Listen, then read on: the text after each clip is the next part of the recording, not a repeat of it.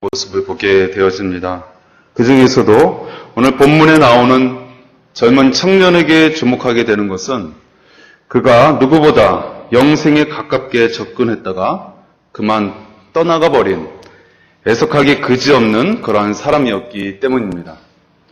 오늘 본문은 주님께서도 그 중요성을 아셨는지 오늘 마가복음뿐만 아니라 마태복음과 또 누가복음에도 함께 등장하고 있습니다.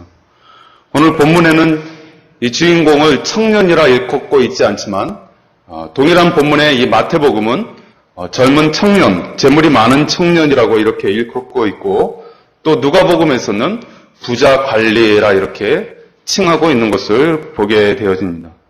이러한 것을 볼 때 이 젊은 청년은 어느 정도 기반을 닦은 자수성가한 그러한 인물로 보여집니다. 어찌되었든 오늘 본문의 이 부자 청년은 누가복음 12장에 나오는 재물을 곳간에 많이 쌓아두고 즐기려 했던 그러한 어리석은 부자와는 다른 그러한 모습을, 양상을 보여주고 있습니다.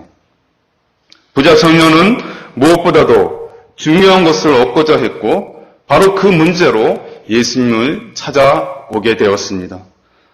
그는 젊은 사람으로서 야망이나 향락이 아닌 인생의 본질적인 문제에 더 깊은 관심을 가지고 있는 현명한 사람이었습니다. 자기를 절제하고 얻고자 하는 것을 위해 열정을 불태우는 그런 보기 드문 훌륭한 청년이었습니다. 자신의 행위에 대해 자신 있게 말할 수 있을 만큼 그는 성실하고 착실하게 살았고 또 영생을 얻기 위해서 더 무엇이 필요하다면 기꺼이 값을 지불하고 행하리라는 강한 의지와 집착을 가지고 있습니다. 그런데 그에게 있어서 이 영생에 관한 문제, 즉 이 구원은 그가 가지고 있는 많은 것들 중에서 2% 정도를 채우는 것과도 같은 것입니다. 이 부자 청년에게 많은 것이 있는데 그 중에 한 부분을 차지하고 있는 것이 바로 이 영생에 관한 문제였던 것입니다.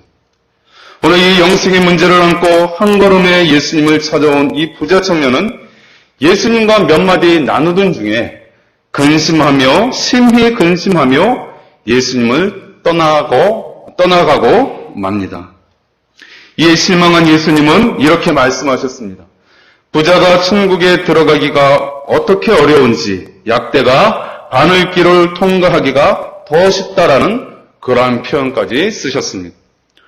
오늘 이 청년 부자는 그가 부자였기 때문에 천국에 못 들어가는 것이 결코 아닌 것입니다. 그렇다면 오늘 이 부자 청년의 문제가 무엇입니까? 그에게 부족했던 2%는 과연 무엇이었을까요? 첫 번째로는 영생에 대한 이해가 부족했습니다. 오늘날의 사람들은 하나님께 나올 때 이 영생에 관한, 이 구원에 관한 이 문제보다도 이 현세적인 문제, 건강이나 사업이나 직장, 혹은 자녀나 결혼 문제와 같은 현실적인 문제에 더 많은 관심을 두고 있습니다. 하지만 우리 예수님이 이 땅에 오신 것은 이 땅의 것보다는 바로 사람들에게 영생을 주기 위함이었습니다. 그의 부합이라도 하는 듯 오늘 이 청년은 썩어질 땅의 것이 아닌 영원한 이 영생의 문제를 두고 예수님을 찾아온 것은 어찌 보면 본질에 잘 접근하는 듯 그렇게 보여집니다. 영생을 갈망하는 이 현명함을 보여주기는 했지만 자기가 구하는 그 영생이 무엇인지 또 그 본질에 대해서는 제대로 알지 못했던 것 같습니다. 그는 모든 것이 풍족했고 그 풍요로움 위에 그저 이 영생이라고 하는 것을 하나 더 하고자 했던 것입니다. 그에게 있어서 이 영생은 절대적이라기보다는 그의 풍요를 지탱해주는 어떠한 한 안전장치 또는 그의 삶을 행복과 만족을 더해주는 사치스러운 그러한 장식품 정도로 여겼던 것입니다. 모든 것을 걸고라도 얻어야 할 축복이고 모든 것을 희생해서라도 얻어야 하는 절대적인 가치로 이 영생 문제를 취급하고 있지 않습니다. 내가 가진 소중한 것을 잃고 싶어 하지 않는 것이 오늘날 현대인들의 그런 어떻게 보면 배부른 모습일 것입니다. 영생이라고 하는 이 절대적인 가치를 깨닫지 못하는 세상 사람들은 둘째치고라도 오늘 교회 안에도 이 영생의 가치와 이 세상 것의 가치를 혼동하는 그런 부류의 사람들이 많이 있는 것 같습니다. 나름대로 오랫동안 신앙생활도 했고 직분도 있고 봉사도 합니다. 자신은 구원받았다고 또 예수님께 자기의 모든 것을 걸 수 있다라고 그렇게 자신 있게 말도 합니다. 그런데 가만히 그 속을 들여다보면 머리로는 이해하는 것 같은데 여전히 포기하지 않는 그 무엇이 크리스찬이라고 일컫는 성도들 안에도 그런 것이 있다는 것이 문제인 것입니다. 오늘은 절기상 성령 강림절입니다. 오순절 성령 받기 전에 예수님의 제자들은 너무나 무기력하고 성공지향적인 그러한 모습을 보였습니다. 말로는 예수님을 위해서 자기의 하나밖에 없는 목숨까지도 내놓을 것처럼 그렇게 이야기하고 또 주는 그리스도시요 살아계신 하나님의 아들입니다라는 그런 온전한 신앙 고백을 하는 것처럼 보였지만 정작 이 제자들은 예수님을 이용해서 한 자리 차지하려 하려는 그러한 육신적인 정력적인 그러한 욕심이 가득 찼었고 또한 막상 예수님의 잡혀가시는 그러한 모습 속에서 이 제자들은 36개 주랭랑치는 그러한 연약한 모습을 보였습니다. 이러한 성령 받기 이전에 예수님을 따랐던 제자들의 나약한 모습, 그러한 모습들이 오늘날 이 현대 교회의 많은 성도들이 그러한 모습으로 살아가고 있다는 것입니다. 이 시간 우리가 자신의 마음을 가만히 한번 들여다볼 수 있기를 바랍니다. 그리고 우리 모두가 다 주님 앞에서 한번 솔직해질 수 있기를 바랍니다.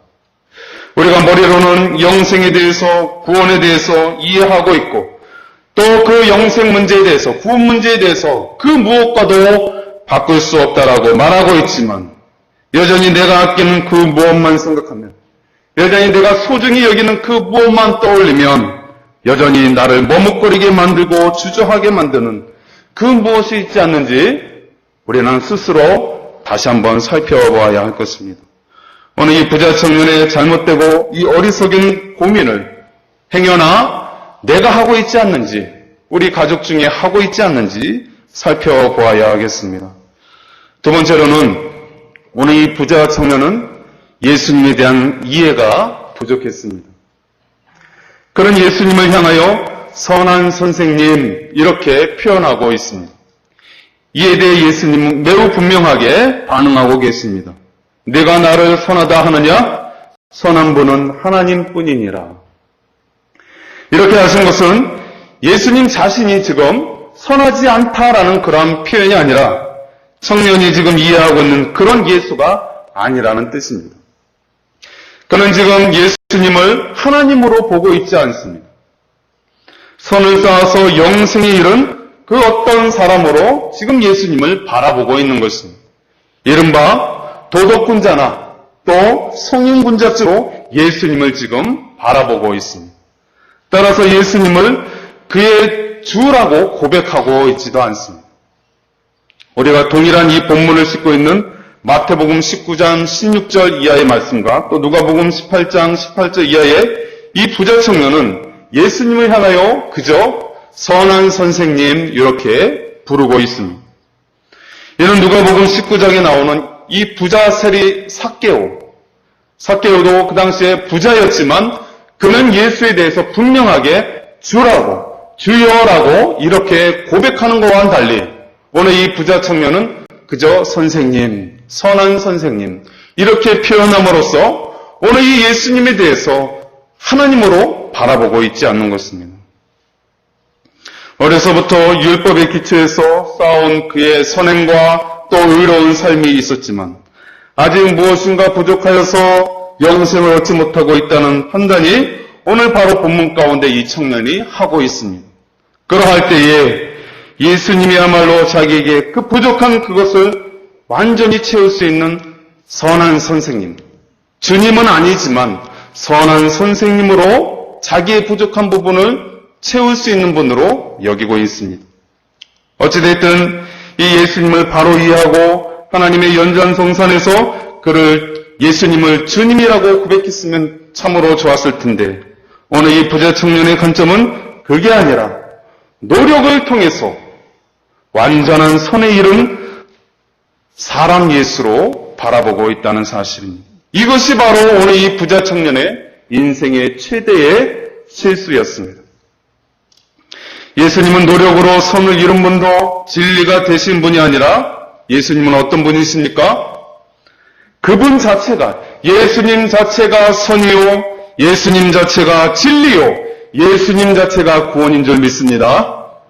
그분 자체가, 예수님이 바로 하나님인 것입니다. 부족한 우리가 뭔가를 보태서 완전한 의가, 완전한 선이, 완전한 구원에 이르는 것이 절대로 아닌 것입니다. 예수님은 우리처럼 사람이 되셨지만 완전한 하나님이신 것입니다. 예수님이 돌을 닦아서 완전한 사람, 의인이 된 분이 결코 아닌 것입니다. 오늘 이 부자 청년은 하나님만이 참되시고 사람은 거짓되어 결코 완전한 선에 이를 수 없다라고 하는 이 사실을, 이 말씀을 망각하고 있습니다.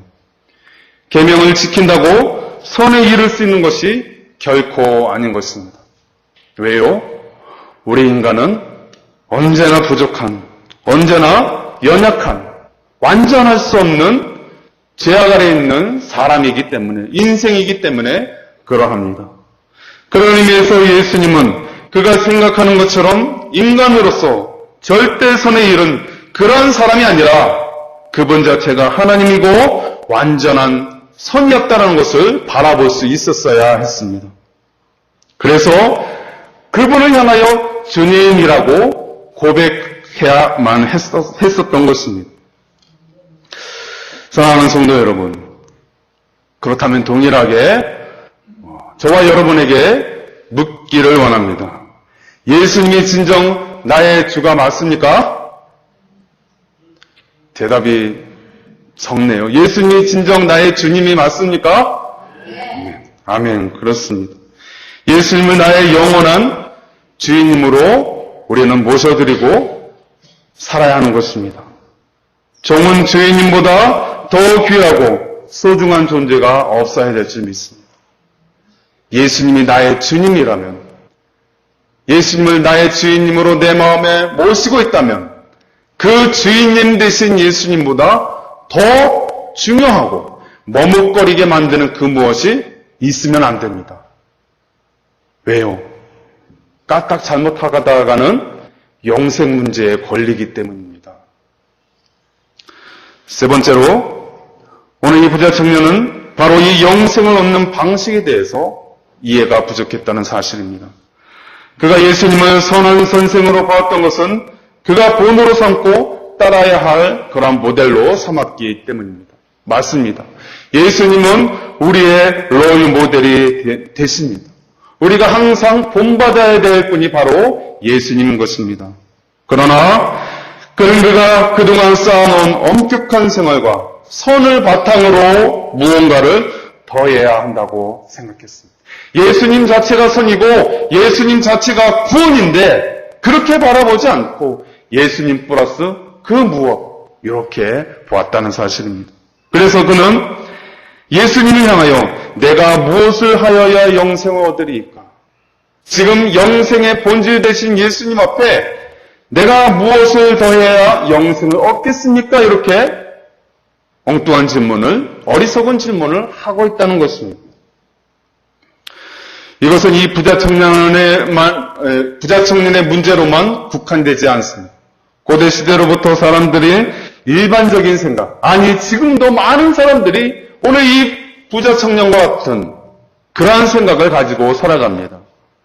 무언가를 해야 한다고 그렇게 생각하는 구원 문제에 있어서 우리가 영생을 얻으려면 어떤 것을 행해야 한다라고 하는 그 생각이 매우 커다란 그것이 장애물이 되어서 결국 영생에 이르지 못하게 하는 그러한 복병이 되고 만다는 사실입니다. 무엇인가를 해야 한다는 분들은 대부분이 자기의 의로움에 사로잡혀 있는 분들인 것입니다. 그래서 그것을 포기하기란 매우 어려운 문제가 되어서 이 영생은 오늘 예수님이 말씀하신 대로 이 낙타가 바늘기로 들어가는 것보다 더 어려운 문제로 빠져들고 마는 것입니다. 어떻게 보면 이 영생 문제는 백지장 하나 차이입니다. 온전히 예수님께 맡기면 영생인데 이것을 내 스스로 생각하고 내가 깨닫고 내가 행해야 한다라고 생각하면 너무너무 복잡한 것이 바로 이 영생 문제라는 것입니다. 되게 불신자나 또 오랫동안 신앙생활을 쉬고 계신 그런 분들을 전도하거나 또 신방해 보면 그리고 그런 분들과 이야기를 해보면 그분들의 마음 상태를 알 수가 있습니다. 이들에게서 발견할 수 있는 공통점은 바로 이 구원과 영생 문제에 대해서 우리처럼 은혜의 관점으로 이것을 접근하는 것이 아니라 마치 오늘 이 부자 청년처럼 뭔가가 나에게 부족해서 뭔가가 내가 열심히 하지 않음으로 채워지지 않아서 그래서 구원받지 못할 것처럼 굉장히 어려운 문제로 이렇게 빠져드는 그런 모습을 보게 되었습니다. 흔히 공덕신앙이라고 하죠. 교회생활, 신앙생활도 예배나 기도, 헌금, 봉사 등을 많이 쌓아야 그래야 구원받고 천국 갈 수 있을 것처럼 그렇게 생각한다는 것입니다. 그러면서 자신은 그렇게 할 수 없기에 엄두가 나지 않아서 교회 못 간다라고 그렇게 말씀하는 분들이 꽤나 많이 있다는 사실입니다. 과연 그럴까요? 과연 그렇습니까? 아니지요. 속는 것입니다. 악한 것들이 이 구원에 이르지 못하도록 마치 이 기독교도 세상의 다른 종교와 같이 많은 선을 쌓아야 공덕신앙이 있어야 구원받는 것처럼 그렇게 속는 것입니다. 우리의 신앙생활, 교회생활은 항상 하나님 은혜 위에 있어야 하는 것입니다. 어떤 경우에도 은혜 위에 있어야 하는 것입니다. 우리가 구원받았기에 예배하고 영생 얻었기에 찬송하고 봉사하고 전도하는 그러한 신앙생활을 하는 것입니다. 우리가 구원받기 위해서 영생 얻기 위해서 이 자리에 모여 있는 것이 아닙니다. 앞뒤가 지금 뒤바뀌어 있는 것입니다. 오늘 예수님은 그에게 내 재물을 팔아서 가난한 사람에게 나눠주고 너는 나를 쫓으라 이렇게 하셨습니다. 여기서 이 청년의 문제가 딱 걸려들므로 인해서 그는 예수님을 등지고 심히 근심하고 떠나갔다라고 했습니다. 오늘 예수님이 이 청년에게 내 재물을 가난한 사람들에게 나누어주고 너는 나를 따르라 했을 때 예수님이 이 청년에게 어떠한 선한 행위를 요구하는 것이 아니었습니다. 너가 그렇게 행하면 내가 너에게 구원을 줄게. 어떻게 잘못 보면 오늘 본문이 그렇게 비춰질 수도 있습니다. 그러나 그게 아니죠. 오늘 예수님은 이 청년의 중심을 보고 계시는 것입니다. 이 청년이 많은 재물이 영생을 얻는 데 있어서 걸림돌이 되고 있다는 것을 예수님이 그 마음을 보시고 그 문제를 해결해라. 그러면 너에게 영생이 임한다 이렇게 말씀하고 있는 것입니다. 어려서부터 계명을 다 지켰다라고 이 자부했던 청년은 사실은 하나님의 계명을 어기고 있습니다. 어떤 계명입니까? 나 외에, 즉 하나님 외에 다른 신을 섬기지 말라라고 하는 이 10계명 중에서 제1계명을 이 청년은 어기고 있는 것입니다. 이 청년에게 있어서 하나님은 예수님도 아닌 하나님도 아닌 바로 그의 재물이었던 것입니다. 이 청년은 재물을 하나님보다 더 우선했기 때문에 바로 우상 숭배의 죄에 빠져 있었던 것입니다. 이처럼 무엇인가를 하고자 하면 특별히 이 영생 문제, 구원의 문제에 있어서 우리가 행하고자 하면 하나님은 더 엄격한 잣대로 율법의 잣대로 우리에게 디민다는 사실을 알아야 하는 것입니다. 영생에 대한 잘못된 생각들이 영생을 갈망하면서도 절대 영생에 이를 수 없는 그러한 어처구니 없는 모습이 되고 만 것입니다. 말씀을 정리하겠습니다.